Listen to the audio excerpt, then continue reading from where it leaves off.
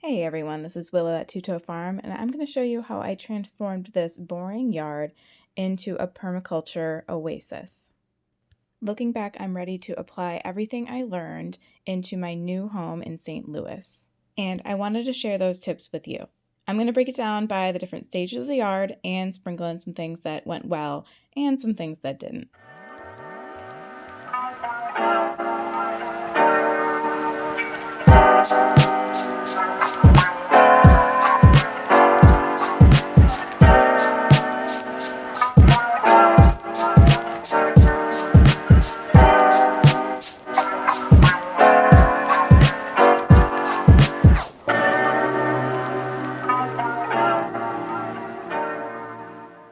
In 2016, we moved to Michigan in a tiny corner lot on a dirt road. The number one thing that I was looking for in a home was a large, sunny yard.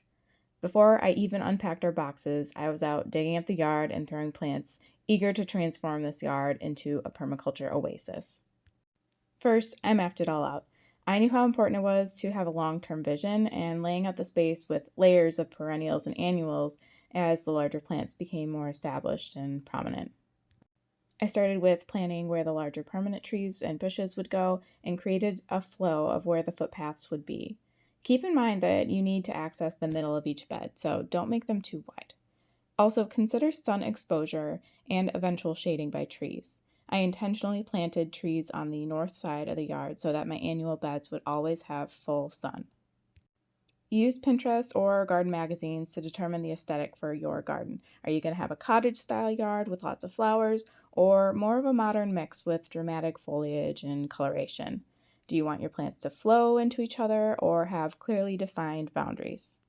By year 4 of this garden, I was pulling out more than I was putting in, scrambling to find homes for my coneflowers and my mint and monarda. Since I was doing everything as cheap as possible, I started almost everything from seed, aside from some bare root fruit trees and bushes and vines. I also knew that there was going to be a few years where my main focus trees were really just going to look like bare sticks, so I needed to compensate that with some temporary garden structures and showy annuals. Plants like sunflowers, arbors, and trellis plants can serve this role while things get more established. Once I solidified the overall layout with a defined path and mapped out the fruit trees and bushes, I started digging. I used the double dig technique requiring countless hours of shoveling, sifting, and removing sod, which I placed against the foundation of the house for future grading. Partway through, I discovered a partially buried sidewalk that I had to incorporate into my plan. So make sure you also call 811 or whatever your local call before you dig line is, because it's really important that you mark out everything that could be potentially dangerous. By midsummer, I had dug 2 roughly 20 by 4 foot long perennial beds and one 10 by 12 oval.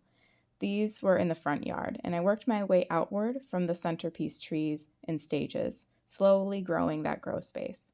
They began to grow, slowly emerge, and after we graded along the house and added those beds, I used the layering technique of cardboard and mulch to prep the more shaded side of the yard for spring planting. After 2 years, all that was left was grass pathways, and I used old free bricks and edging, and after a year I actually layered cardboard down and mulched the paths too because I was sick of mowing. Each year as the perennials became more established, I weaned back on the annuals and it became more about maintenance. Each spring I did a heavy weeding and thinning, and on average in the summer I only spent about 2 hours managing and maintaining, and a lot of that was really just walking around and admiring the growth. By year 6, I was picking gallons of grapes and cherries, peaches, currants, elderberries, strawberries, and so much more. But despite having worked in a perennial herb garden, I still made some rookie mistakes. That first summer, when I only had a handful of herbs and veggies in the perennial beds, a mysterious garden pest swept through and defoliated almost everything. Later, after prowling after dark with a headlamp, I discovered the pest was Asiatic cinnamon beetles, which emerged from the roots at night to consume anything aromatic. Luckily, these really just became a problem in the first year and dwindled after I added some nematodes to the soil. As a result, I overplanted several varieties of mint the following year, which became a perpetual nuisance. I also had fennel popping up everywhere and little wild strawberry plants that my husband transplanted that took over every bare patch of mulch, competing with my actual fruiting strawberries. The passion flower that wasn't even supposed to overwinter came back with a vengeance and covered my 20-foot peach tree. And goji berries, don't even get me started. If you have limited space, you may want to be selective with the varieties. Go with the semi-dwarf trees and consider a thornless climbing blackberry to save on space. Currants and hazelnuts are great hedging plants, and strawberries and creeping thyme make great ground cover. Jumping onions and garlic can be a nice contrasting plant to break up the textures of foliage.